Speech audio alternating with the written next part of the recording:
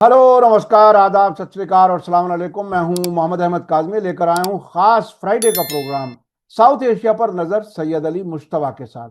ये अकेला इकलौता प्रोग्राम है हमारे चैनल पर जिसमें विदेश की तो खबरें होती हैं, लेकिन भारत के आसपास के मुल्कों को कवर किया जाता है। और बहुत ही अहम है अपने पड़ोसी मुल्कों को समझना, वहां क्या कुछ हो रहा है, क्योंकि उससे हमारा सीधा ताल्लुक होता है, उस सीधा सीधा असर भी होता है। आज सैयद अली मुश्तबा साहब के साथ जो हम बात करेंगे वो रूस पहला मुल्क हो गया है जिसने अफगानिस्तान की तालिबान सरकार को मान्यता दे दी है, रिकॉग्नाइज कर लिया है, कबूल कर लिया सरकार के तौर पर।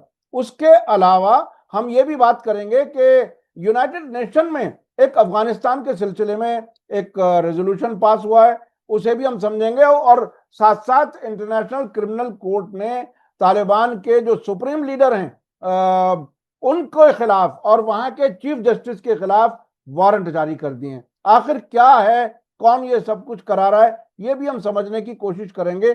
उसके अलावा हम ये भी समझेंगे कि ऑपरेशन सिंदूर के बारे में कई नई नई खबरें आ रही हैं, नए नए रहस्य खुल रहे हैं। भारत सरकार किस्तों में कुछ चीजें कबूल कर रही है, उस पर भी हम बात करेंगे। और ब्रिक्स में और क्वाड में क्या कुछ हुआ है, रेजोल्यूशंस पास हुए, उन पर भी हम बात करेंगे। सैयद अली मुश्तबा साहब, वेलकम है आपका। मीडिया स्टार वर्ल्ड को आप वक्त दे देते हैं। आप अपने वतन में हैं, गर्मी की छुट्टियों में भी कहिए, और अपने फैमिली इश्यूज को, अपने प्रॉपर्टीज, बहुत सी चीजें जो होती हैं उसको देखने के लिए आप वहाँ अक्सर जाते हैं। इसके बावजूद आप हमें टाइम देते हैं, उसके लिए हम शुक्रगुजार हैं। क्या कुछ है ये तालिबान सरकार को रिकॉग्नाइज करने का सिलसिला, क्या अब तेजी से बढ़ेगा? क्या रूस ने पहला मुल्क होने का तमगा लेकर के कोई बड़ा काम किया तालिबान के हक में? क्या कुछ है, कैसे देख रहे हैं? जी, बहुत बहुत शुक्रिया काजिम साहब। मेरे सामाइन को मेरा आदाब, सत श्री अकाल और सलाम वालेकुम। आज हम लोग सीधा जो है वो मतलब मॉस्को चलते हैं और काबुल चलते हैं।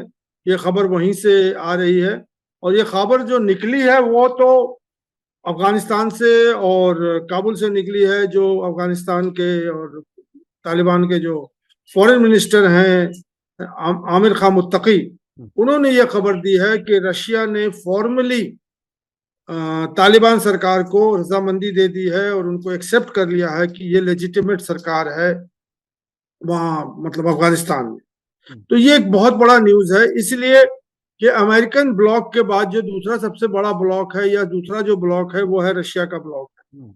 और तीसरा जो मुल्क है जो कि मतलब दावेदार है सुपर पावर के, वो है चाइना। तो अभी जो दुनिया है वो तीन मुल्कों में जो है वो, और तीन खेमों में जो है बटी हुई है। तो ये बहुत बड़ी खबर है कि रशिया ने जो है वो मतलब तालिबान को स्वीकार कर लिया है। इसका जो पसे मंजर है वो ये है कि जब से ये तालिबान आए हैं 2021 में और उसके बाद कई सालों से, तो वहां पे रशिया के अंदर और मॉस्को के अंदर एक अफगान टॉक होता है, हो रहा था। और जहाँ पे ये तालिबान के जो रहनुमा हैं या जो उनके लीडर हैं वो जाते थे, वहां बात करते थे।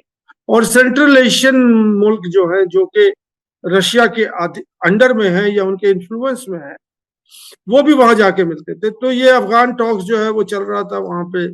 उसके बाद ये हुआ कि उन्होंने डिसाइड किया कि रशिया ने डिसाइड किया कि जो टेररिस्ट, डेजिग्नेटेड टेररिस्ट है, उनको हम अपने लिस्ट से निकाल दें। तो अब तालिबान जो है नेक्स्ट कदम उसका ये हुआ कि वो डेजिग्नेटेड टेररिस्ट उनको हटा दिया। अब इसके बाद ये पार्लियामेंट से जो है ये सब चीजें मतलब हो चुकी थी। अब ये बड़ी खबर ये है कि रशिया ने हफ्ते भर पहले या 10 दिन पहले काबुल से और तालिबान के एम्बेसडर को अपने यहाँ मतलब दावत दिया और उनको कहा कि आप आइए, आके हमारे एम्बेसी में। तो ये सब जो कड़ी है ये सब यही निशानदेही कर रही थी कि कहीं ना कहीं जाकर के ये अपने अख्ताम पर पहुंचेगा। और अख्ताम यही हुआ कि रशिया ने अनाउंस कर दिया कि तालिबान जो है वो एक लेजिटिमेट गवर्नमेंट है। भले ही उसको सारी दुनिया ना माने, लेकिन रशिया ने मान लिया।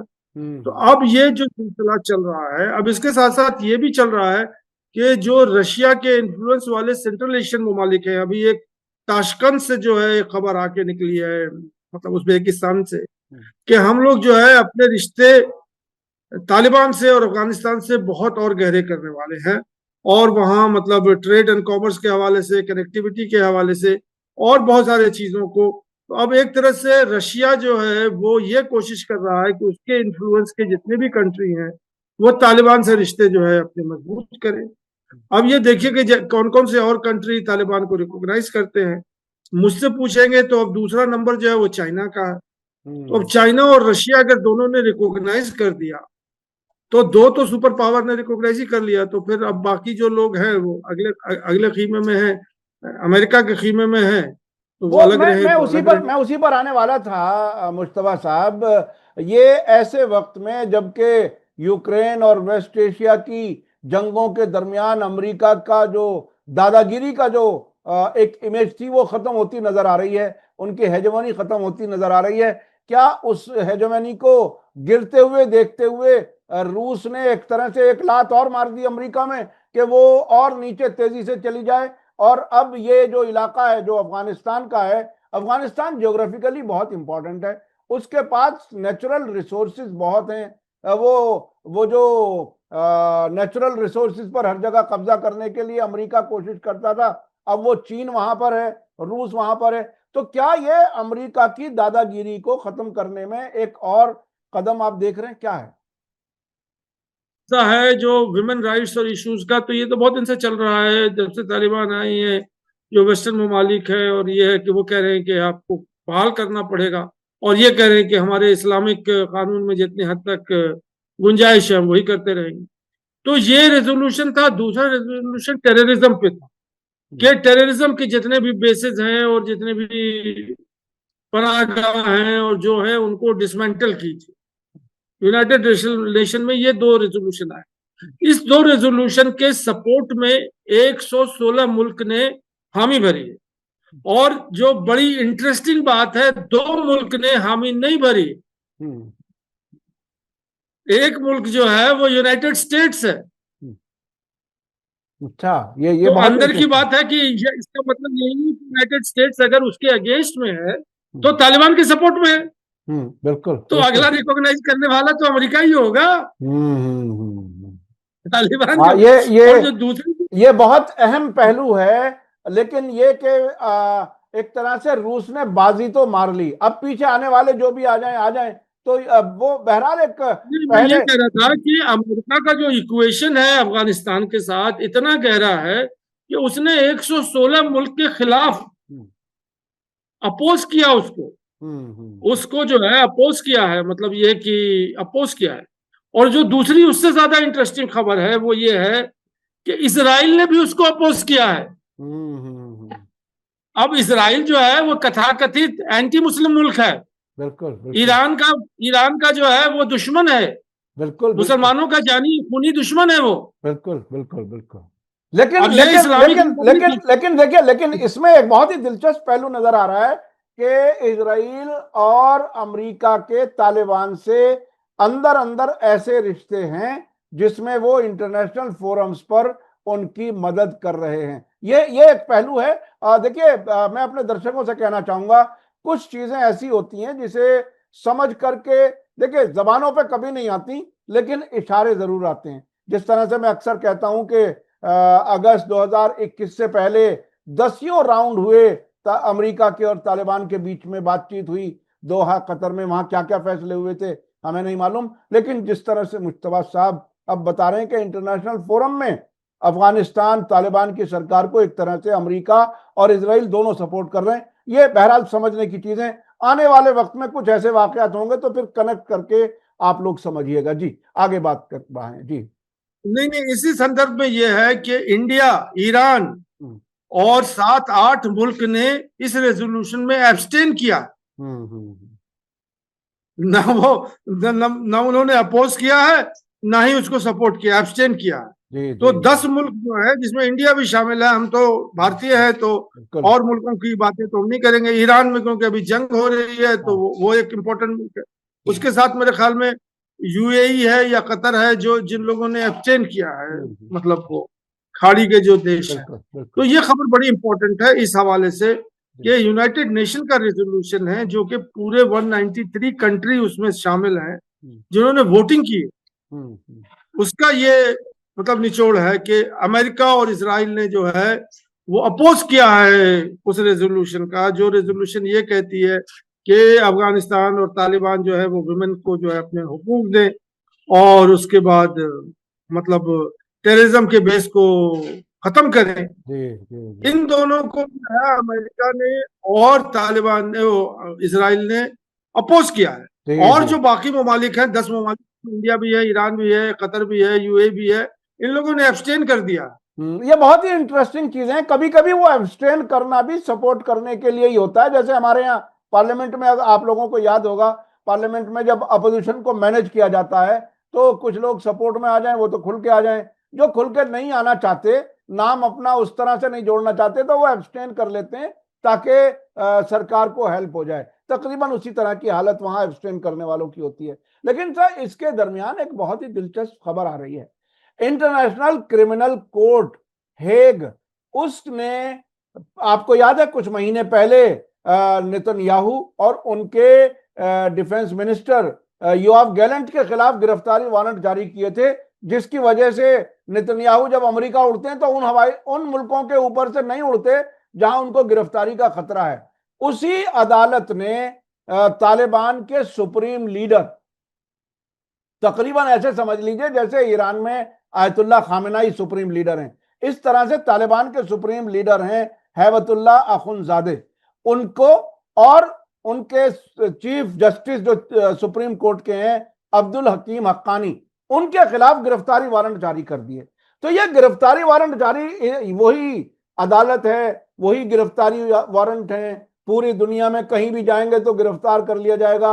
यानी इसके क्या मानी है इस वक्त? वो एक, मैं ये कहना चाह रहा था कि ये सब जो चीजें हैं, अब नेतन्याहू का क्या बिगाड़ लिया इंटरनेशनल कोर्ट ऑफ जस्टिस ने, ये बताइए आप। लेकिन वो डरे तो थे हमारे नहीं यहाँ सर, जो, कई कई मुल्कों में जा हमारे नहीं यहाँ पा जो रहे। पर्चा नहीं है, अरे साहब, पर्चा न्यूयॉर्क, नहीं, न्यूयॉर्क में जो मेयर बनने वाला वो कहता है कि अगर न्यूयॉर्क में आ गए तो हम गिरफ्तार कर लेंगे। तो डर तो है ही बैठा हुआ कि कहीं जाएंगे तो गिरफ्तार हो बहरहाल वो जाए। नहीं जाएंगे वहां पे जहां पे उन्हें खतरा है, वहां नहीं जाएंगे वो। जी जी तो जी बात में ये कहता, पुतिन को भी उन्होंने यही कर दिया था कि वो नहीं जा सकते हैं। जी जी जी। तो ये जो चीजें हैं ये चल रही है दुनिया में, ये सब देखते ही है। ये जो हमारे म्यांमार में या बर्मा में जो जो chief of the army staff है हेलोंग, हाँ। उनके ऊपर भी यही कोर्ट ऑफ जस्टिस चल रहा है और उनके ऊपर भी गिरफ्तारी वारंट हो जाएगा। हम्म, अब मैं ये पूछना चाहता हूं कि जो इंटरनेशनल कोर्ट ऑफ जस्टिस है, क्या उसके पास पुलिस है, क्या हम्म, उसके पास सीआईए है, क्या उसके पास एनआईए है, हम्म, जो कि अफगानिस्तान में जाएगा और उनको पकड़ के हेग में ले जाएगा? हम्म, और क्या अफगानिस्तान को अलाउ कर देगा, या जो उनकी जो सिक्योरिटी है? तो ये सब खबरें हैं, खबरें आप सुनती रहिए। और इसका मतलब वही है कि वो हाथी के दांत है, दिखाने के हैं, खाने के लिए नहीं है। हम्म। वो वही मैटर है वहां पे। जी जी जी। तो लेकिन बहरहाल अब बहरहाल एक एक न्यूसेंस तो बनती है कि दुनिया में एक खबर चलती है। अच्छा, अब थोड़ा सा मैं चलना चाहता हूं ऑपरेशन सिंदूर की तरफ। वहां बहुत गैर मामूली किस्म के कुछ वाकयात सामने आ रहे हैं, हकीकतें सामने आ रही हैं। हमारे विदेश मंत्री साहब ने भी कुछ बता दिया। अब क्या कुछ है ऑपरेशन सिंदूर, जो मोदी जी अब तक बहुत सी चीजों पर पर्दा डाल रहे थे, वो आहिस्ता आहिस्ता पर्दा उठ रहा है, क्या कुछ है? देखिए, एक चीज जो मुझे समझ में आ रहा है, ऑपरेशन सिंदूर और पर्दा और ये सब तो चीजें हैं ही अपनी जगह पे। मुझे ये समझ में आ रहा है कि जो इंडिया के डिफेंस स्टैब्लिशमेंट है, हम्म, डिफेंस फोर्स है, हम्म, उसमें और इंडिया की पॉलिटिकल लीडरशिप में एक तरह से तनाव आ गया है, या एक तरह से रशाकशी चल रही है।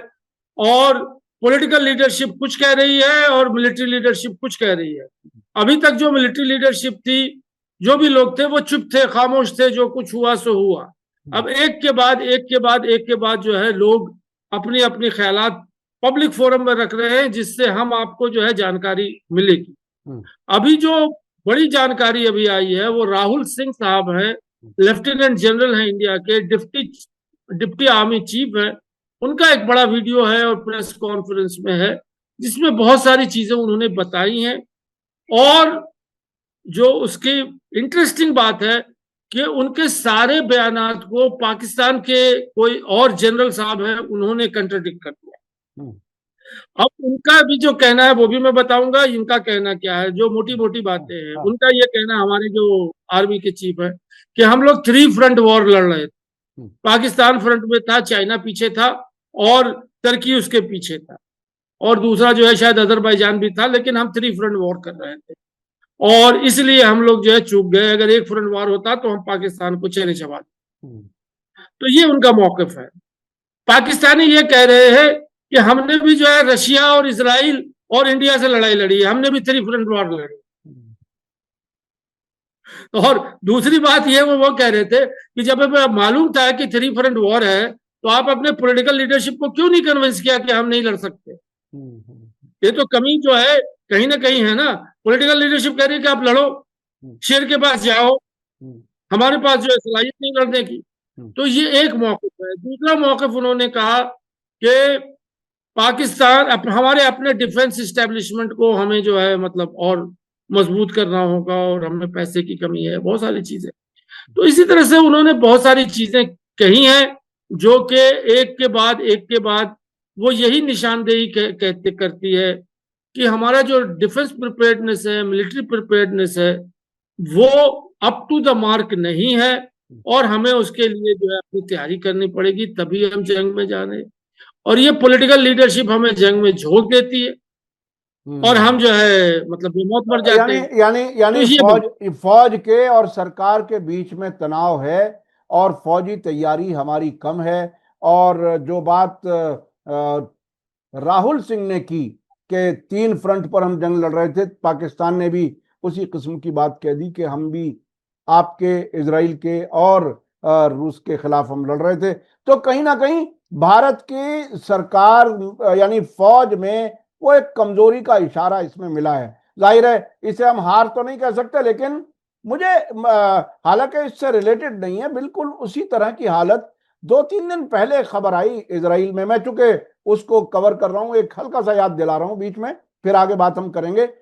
जे वहां के फौज के सरबराह ने, इजराइल के फौज के सरबराह ने डिफेंस मिनिस्टर को यह कहा कि तुम हमें गाजा में भेजते हो, अगर तुम एक दिन गाजा में रह लो जिस तरह से हमारे फौजी रह रहे हैं, तो उसने इस हद तक परेशान होकर के कहा कि मैं तुमसे शादी कर लूंगा और मैं बीवी की तरह से रह लूंगा। यानी इस हद तक कह दिया। तो फौज की अपनी मुश्किलात होती हैं, जंग लड़ना कोई आसान नहीं होता। अच्छा, अब हम चलते हैं वापस अपने इश्यूज पर आगे बढ़ते हैं। अब क्या कुछ हमारे फॉरेन मिनिस्टर ने क्या कुछ बताया, उसमें रफाल के सिलसिले में कोई बयान है? जी, ये पहली बार ऐसा हुआ है कि जयशंकर साहब ने अपना मुंह खोला है और एक पब्लिक फोरम में बाकायदा उन्होंने कहा है कि हमारे 3 रफाइल जो है गिर गए। उन्होंने एक्सेप्ट कर लिया। अब इसके बाद का किस्सा ये है कि कुछ पत्रकार हमारे तरह और लोग जो हैं वो उन डिफेंस पर्सनल के घर पे पहुंचे जिन्हें उन्हें मालूम था कि इनके घर में मातम है। तो उन्होंने मालूम किया कि 4 पायलट जो हैं उनके घर में मातम मन रहा है। तो अब 3 तो रफाल वाले होंगे, चौथा कौन है? उसका नाम जो है वो मतलब पायलट तो मर गया। जब पायलट मर गया तो इसका मतलब है कि उसका क्राफ्ट भी मर गया, मतलब क्राफ्ट भी डिस्ट्रॉय हुआ। तो अब चौथे के ऊपर भी तो मतलब वो है कि हाथ आप रख सकते हैं कि 4 हमारे हवाई जहाज जो है गिर चुके हैं। लेकिन अभी भी कोई क्लैरिटी नहीं आ रही है। गवर्नमेंट ये सीना ठोक के नहीं कह रही है कि हमारे इतने आ गए। अब एक चीज और इसी में आई है नई खबर कि इंडिया ने जो है वो अब वो स्क्रैप करने वाले हैं रफाइल से फर्दर जो है डील आगे। और उसमें जो है वो जो रफाइल कंपनी है डॉशेला शायद उसका नाम है, वो बहुत ही खफा है इंडिया के साथ कि आप जो है मतलब एक डिफेंस ट्रीटी करके। हमारे दर्शकों को याद होगा कुछ साल पहले हमारे रक्षा मंत्री गए थे फ्रांस, जब ये रफाइल की डिलीवरी ले रहे थे, तो तब उसपे नींबू और हरी मिर्च लगा करके बाकायदा पूजा वूजा हुई थी। ये हमें याद है। लेकिन इस जंग में रफाइल जो है वो नाकाम होता हुआ नजर आया। और अब वो जो चौथे पायलट की बात कर रहे हैं आप, मुझे ऐसा याद पड़ता है कि शुरू में एक खबर आई थी कि मिग वाला जहाज भी कोई गिरा था, हो सकता है उसका कोई पायलट हो। लेकिन आने वाले वक्त में सरकार क्या बताती है वो जाहिर है हमें उसी पर डिपेंड करना पड़ेगा। अब मैं चलना चाहता हूं क्वाड और ब्रिक्स की तरफ। कौन कौन सी वहां क्या क्या हो रहा है इंटरनेशनल फोरम्स पर? देखिए, क्वाड जो है वो एक मुख्तलिफ फोरम है जिसमें इंडिया उसका हिस्सा है और वो एंटी चाइना जो है वो एक फोरम बनाया गया है। इसमें अमेरिका सबसे सरफहरिस्त है, इंडिया नंबर 2 पे आता है, ऑस्ट्रेलिया और न्यूजीलैंड। इनकी एक समझ लीजिए कि फॉरेन मिनिस्टर की एक लेवल की मीटिंग जो है या समिट के लिए कहिए, वो वॉशिंगटन में हुआ और उसके अंदर रेजोल्यूशन पास हुए और बहुत सारे रेजोल्यूशन थे। उस रेजोल्यूशन में जो इंडिया की तरफ से एक रेजोल्यूशन था कि पाकिस्तान को टेररिस्ट हब और जो होता है कि इपिक सेंटर ऑफ टेररिज्म वो डिक्लेयर किया।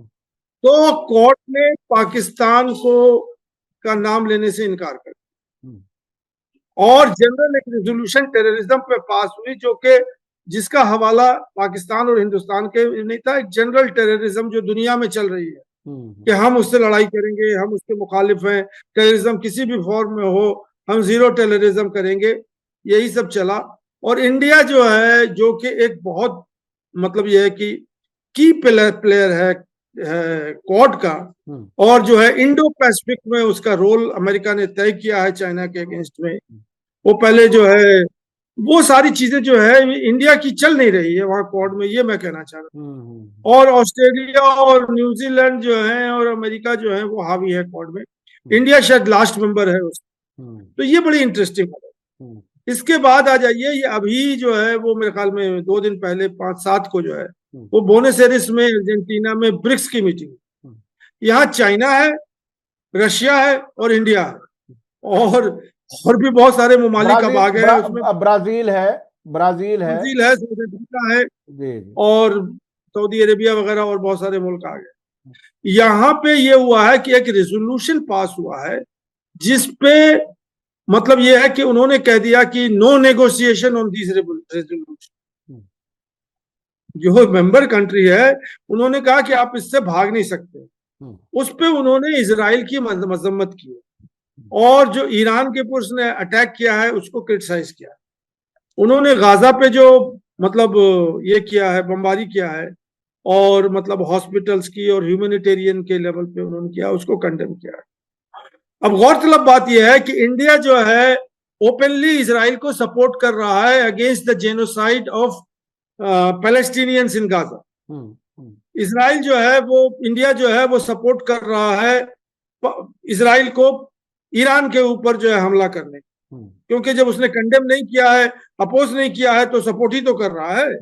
लेकिन ये जो रेजोल्यूशन आ रही है, दूसरा तीसरा रेजोल्यूशन है वो वही वाला क्वाड वाला कि पाकिस्तान को जो है उन्होंने इनकार कर दिया है कि वो इपिक सेंटर और मतलब टेररिज्म का हब है। उन्होंने भी एक जनरल।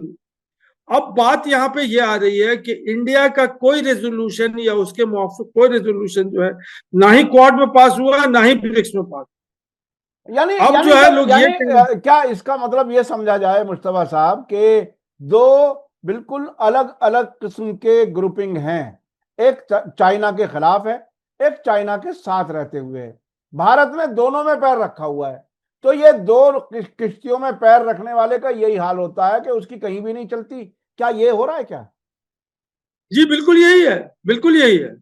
यहाँ पे क्वाड में जो है अभी जो मीटिंग हुई थी ब्रिक्स की, ब्रिक्स में रशिया जो है मतलब हमारे पुतिन साहब वो नहीं गए थे और ली जिनपिंग जो है चाइना के वो नहीं गए थे। और इसमें जो है और जो ममालिक थे तो इसमें कहा गया कि इंडिया की चलेगी, अब तो ये लोग हैं ही नहीं है, इनके एब्सेंस में जो है वो इंडिया ही जो है वो मतलब जो भी कुछ करेगी। लेकिन इंडिया की जो पकड़ है, बहुत सारे वाटर डाउन हो गए हैं क्योंकि ये जो ब्रिक्स है ये एंटी अमेरिकन प्लेटफॉर्म, बिल्कुल, जिसमें इनकी एक करारदाद ये भी है कि अब दुनिया में डॉलर नहीं चलेगा, ब्रिक्स की करेंसी चलेगी। इसके ऊपर भी कोई सहमति नहीं बनी है और इसके ऊपर भी कुछ नहीं किया है। ब्रिक्स का जो है अपना बैंक बनने वाला था जिससे वो लोन और फाइनेंस वो वर्ल्ड बैंक के बराबर बनने वाला था। तो ये सब सारी चीजें चल रही हैं। ये दो चीजें हैं जिसमें भारत अभी तक ब्रिक्स में पूरी तरह से साथ नहीं है। एक तो डॉलर की जगह इंटरनेशनल करेंसी जो डॉलर बनता है तिजारत में, उससे हट करके म्यूचुअल आपस की करेंसी में कारोबार किया जाए, और स्विफ्ट जो एक सिस्टम है पैसा ट्रांसफर करने का एक दूसरे मुल्क को, उसकी जगह एक नया सिस्टम तैयारी है, उसमें भी भारत अपने आप को हिस्सेदार नहीं मान रहा है। लेकिन सब एक बहुत ही इंटरेस्टिंग मोड़ है अब भारत के लिए, और इसमें अमेरिका कहां क्या काम करना चाहेगा। अगले साल अब 2026 के लिए भारत चेयरमैन रहेगा ब्रिक्स का। अब क्या मोदी जी के हाथों अमेरिका ब्रिक्स को नुकसान पहुंचाने का इंतजाम करेंगे या एंटी अमेरिका भारत पर रुख अपनाएगा जो ब्रिक्स का ब्रॉडली होता है? भारत कहां जाएगा? चेयरमैन भी और उसमें मुनाफिकत भी, दोनों चीजें कैसे चलेंगी? देखिए, ये तो मोदी साहब की जो इंटरनेशनल डिप्लोमेसी है उसका टेस्ट है। जयशंकर साहब जो अभी कथाकथित भारत के चाणक्य बने हुए हैं, और चंद्रगुप्ता जो है वो मोदी साहब हैं, और जैसे चंद्रगुप्ता के मतलब रूल में चाणक्य की चलती थी, वैसे मोदी साहब के रूल में हमारे चाणक्य जो जयशंकर हैं उनकी चलती है। लेकिन मैं आपको एक बड़ी बारीक खबर बताना चाह रहा हूं जो मैं अपने सामईन से शेयर करना चाह रहा हूं, इन सब चीज से परे। जयशंकर साहब के बड़े भाई हैं, उनका नाम है सुब्रमण्यम, उनका नाम है संजय सुब्रमण्यम। ये बिल्कुल इंडिया से गायब है, और इनकी तस्वीर आप दिखा दें, ये बिल्कुल कार्ल मार्क्स के कॉपी है। उनकी अगर आप शक्ल देख लेंगे तो आपको कार्ल मार्क्स लगेगा। वो वैसे ही दाढ़ी है, वैसे ही वो कुछ है। संजय सुब्रमण्यम उनका नाम है। ये अमेरिका में यूनिवर्सिटी में पढ़ाते हैं, और ये जो है ये इंडियन ओशियन और जो ओशियन का पॉलिटिक्स है, मतलब चाहे वो पैसिफिक हो, चाहे वो अटलांटिक हो, चाहे वो और भी जहां पे भी है, उसी के ऊपर इनका मतलब एक्सपर्टीज है। तो ये बड़ा इंटरेस्टिंग कैरेक्टर है, इनको मैंने बहुत पढ़ा भी है, और इनकी मैं बड़ी इज्जत भी करता हूँ, संजय सुब्रमण्यम की। और जयशंकर साहब की भी इज्जत करता हूँ, उनके इल्मी हैसियत के लिए, उनके डिप्लोमेटिक के लिए नहीं। अब जो बात यहाँ पे मुख्तसर सी जो है वो यही है कि अभी हो क्या रहा। अभी मैं एक और आर्टिकल पढ़ रहा था किसी और का, कि इंडिया जो है, इंडिया की फॉरेन पॉलिसी हिंदुत्व को ये इंटरनेशनल फोरम में डिप्लोमेटिकली बुझाना चाहते हैं। डिप्लोमेटिकली इंडिया में तो बना लिया उन्होंने, इसलिए कि उनकी मेजोरिटी है, डेमोक्रेसी है, और हिंदुत्व हिंदुत्व करके उन्होंने पूरे हिंदुस्तान पे जो है अपना बोलबाला मचा दिया है। अब ये हिंदुत्व जो है जब ये इंटरनेशनल फोरम में आता है और फिर वही क्लैश ऑफ सिविलाइजेशन में आ जाता है, तो अब एक तरफ इस्लामिक ममालिक है, वहां कैसे इंडिया चले हिंदुत्व चलेगा, ईरान में कैसे हिंदुत्व चलेगा। तो यही बात है। और वो अमेरिका में कैसे आरएसएस की जो ओवरसीज विंग है, जो मोदी जी को टाइम्स स्क्वायर पर भीड़ इकट्ठा कराती है, जो वहां पर अगली बार मोदी सरकार वाला नारा लगा, ट्रंप सरकार का नारा लगाने के लिए जहां गए थे मोदी जी, वहां भीड़ को इकट्ठा करती है, आरएसएस की ओवरसीज विंग है ना। तो वो मुसलसल हत्ता के अरब मुल्कों में भी है, अरब मुल्कों से पैसा इकट्ठा करके और बाकी सारी एक्टिविटी। ये बहुत ही इंटरेस्टिंग है, एक बार हमने उस पर एक एपिसोड किया था। तो खैर, जो आरएसएस की ओवरसीज लॉबी है वो बीजेपी को किसी तरह से वहां भी स्टैब्लिश करना चाहती है, हिंदुत्व को, जो आपने कहा। लेकिन चीजें प्रैक्टिकल नहीं होती, बहुत सी चीजें, ख्वाहिश होना अलग चीज है, उस पर अमल करना अलग चीज है। अच्छा, मैं अब चलना चाहता हूं बांग्लादेश के सिलसिले में। बांग्लादेश से एक बयान जो आया, जो पिछले हफ्ते आपने बताया था कि चीन, पाकिस्तान और बांग्लादेश रीजनल एक ग्रुपिंग सार्क के ऑल्टरनेट बनाने जा रही है, उस पर कुछ नया डेवलपमेंट है, क्या है उसमें? जी, जो बांग्लादेश के फॉरेन एडवाइजर हैं, फॉरेन सेक्रेटरी नहीं है, फॉरेन मिनिस्टर भी नहीं हो, फॉरेन लेवल के मतलब फॉरेन मिनिस्ट्री के एडवाइजर है, उनका नाम तौहीद है, दूसरा नाम मैं भूल रहा हूँ। उन्होंने क्लैरिफाई किया है, उन्होंने कहा कि ये जो मीटिंग वहां अभी चाइना में क्वामिंग करके कोई शहर है जहाँ पे एससीओ की मीटिंग हुई थी, उसी में ये एक इनफॉर्मल मीटिंग हुई थी चाइना की, पाकिस्तान की और बांग्लादेश की, जिसमें कुछ अलाइनमेंट बन रहे थे, जो कि एक नॉर्मल सी बात है, लोग मिलते हैं, साइडलाइन पे बात करते हैं। तो उन्होंने कहा कि इसका बहुत ज्यादा आप मीनिंग मत लगाइए। बांग्लादेश और इंडिया का जो रिश्ता है वो उन्होंने कहा कि अब जो है वो रीएडजस्टमेंट चल रहा है। बांग्लादेश जो है वो इंडिया के खिलाफ नहीं है, लेकिन अब जो नई सरकार आएगी या है, उसके रिश्ते वैसे नहीं होंगे जैसे हसीना वाजिद के और मोदी जी के थे, इंडिया के और बांग्लादेश के। तो हमारा जो अभी रिश्ता है वो एंटी इंडिया नहीं है, और ना ही हम वो करने वाले हैं। और ये जो पॉलिटिकल मीटिंग हुई है इसको आप वहीं छोड़ दीजिए। जो गवर्नमेंट और गवर्नमेंट के लेवल पे हमारे अभी भी बहुत अच्छे रिश्ते हैं, और अब जो है वो रीएडजस्टमेंट हो रहा है। उन्होंने वर्ड रीएडजस्टमेंट का नाम दिया। यानी यानी यानी जो शेख हसीना के साथ जिस तरह के ताल्लुक थे और नजदीकी दोस्त कहा जाता था, लेकिन बांग्लादेश के अंदर इस बात की फीलिंग, मैं एक बार गया हूं बांग्लादेश, वहां ये फीलिंग अक्सर रही है कि भारत गैर कानूनी तरीके से बहुत से कारोबार करता है और उनके लोकल बिजनेस को असर होता है और बहुत सी और शिकायतें हैं। लेकिन अब वो रीएडजस्ट कर रहे हैं। वो बिग ब्रदरली जो इंडिया का जो रहा है रुझान, शायद उससे आजाद होकर के, लेकिन म्यूचुअल रिस्पेक्ट की बात शायद कर रहे हैं वो रीएडजस्टमेंट की, जहां तक मैं समझाऊं। बहुत बहुत शुक्रिया सैयद अली मुश्तबा साहब, आपने हमें जी, आप कुछ खास कुछ कहना चाहते हैं, जी बताइए। देखिए, मैं एक लास्ट बात इस साउथ एशिया के हवाले से कर रहा हूँ हाँ। कि देखिए ये सारे जो कंट्रीज हैं इंडिया के नेबरहुड में, इनके अंदर बेतरह नेशनलिज्म आ रहा, और ये नेशनलिज्म इंडिया में भी आ रहा, जो हिंदुत्व के रूप में आपको दिखाई पड़ रहा। तो हिंदुत्व जो है वो नेशनलिज्म करे इंडिया में, जमायत इस्लामी और जो उसकी तरह के जो कट्टरपंथी संगठन है बांग्लादेश में या पाकिस्तान में, वो नेशनलिज्म ना करे, यही ना। या सिन्हाला नेशनलिज्म बांग्लादेश में नहीं हो, नेपाली नेशनलिज्म नहीं हो। हम तो यही चाहते हैं ना। बिल्कुल बिल्कुल बिल्कुल। इंडिया क्या चाहती है? यानी यानी हम यहाँ नफरत फैलाएं, मुसलमानों के खिलाफ नफरत फैलाएं, सब लोग उसे एक्सेप्ट कर लें। आप अपने यहाँ नेशनलिज्म के जरिए इस तरह से करें और हिंदुओं के खिलाफ कोई माहौल बनाएं, वो हमें काबिल कबूल नहीं है। तो ये असल में इंटरनेशनल कम्युनिटी जिसे कहा जाता है उसके उसूलों के खिलाफ है। सभी मुल्कों को अपने तमाम नागरिकों को बराबर समझना चाहिए। म्यूचुअल रिस्पेक्ट मुल्कों के बीच में, समाजों के बीच में जो होता है उसी से चलता है। ऐसा नहीं हो सकता कि हम आइसोलेशन में रहें और दूसरों से हम तवक्को करें, वो जरा मुश्किल बात है। बहुत बहुत शुक्रिया सैयद अली मुश्तबा साहब, बहुत ही अहम नुक्ते पर आपने आखिर में जो बात कही वो बहुत ही अहम है। ये अगर सभी हम लोग, सारे मुल्क इस चीज को समझ लें और रिस्पेक्ट करें एक दूसरे की, ना मुल्कों के अंदर खल्फिशार हो, ना मुल्कों के दरमियान खल्फिशार हो, अगर ऐसे हालात बने तो बहरहाल सभी के लिए अच्छा होता है। बहुत बहुत शुक्रिया सैयद अली मुश्तबा साहब। इसी के साथ मुझे दीजिए इजाजत। धन्यवाद, शुक्रिया। जय भारत, जय हिंद। मीडिया स्टार वर्ल्ड के और वीडियो देखने के लिए हमारे चैनल को सब्सक्राइब करें और सीधे नोटिफिकेशन पाने के लिए बेल आइकन दबाएं। और अगर हमारी खबर सच्ची और अच्छी लगे तो अपने व्हाट्सएप, इंस्टाग्राम, फेसबुक और ट्विटर अकाउंट पर जरूर शेयर करें।